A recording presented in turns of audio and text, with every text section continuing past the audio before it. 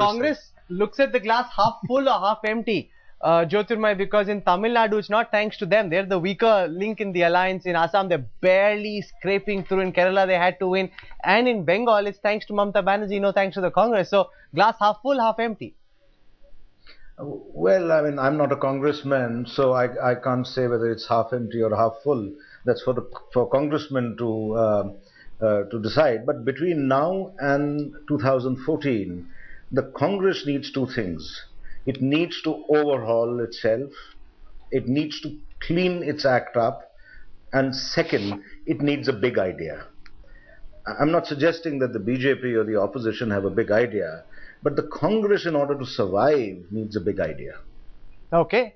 And Krishna, your sense on what this means for the Congress DMK alliance?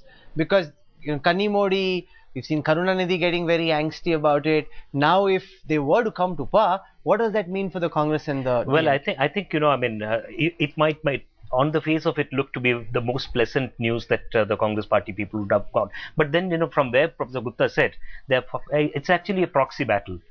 Mamata Banerjee becoming Chief Minister of West Bengal, I think, she's not going to be so as nice as even Karunanidhi was in terms of handling the coalition. There's going to be headache for the Congress coming from there. And Karunanidhi winning this election and coming back, there's trouble for the Congress once again.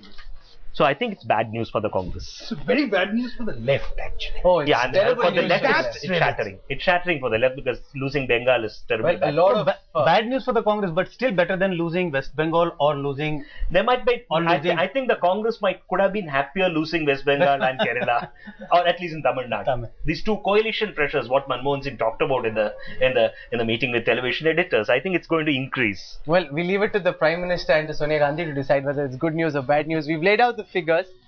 Ultimately, the truth will be known only around noon on the 13th of May. But the fact is, these are broad projections. There's no bias, there is no interest, there's no propaganda. These are broad projections that have been laid out.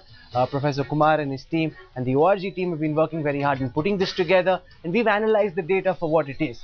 But for the moment, Krishna Anand, Swapan Das Gupta, Professor Dipankar Gupta and Sanjay Kumar for joining us on this show. Also, Cho Ramaswamy joined us very briefly and left very quickly, and Jyotirmay Sharma for joining us this evening from Hyderabad. Thank you very much. It's been very fascinating analyzing the projections. This is the first post-poll projection that Headlines Today has laid out with ORG. The politicians will be talking about it. Everybody interested in politics will be talking about it. We leave you to do your own analysis.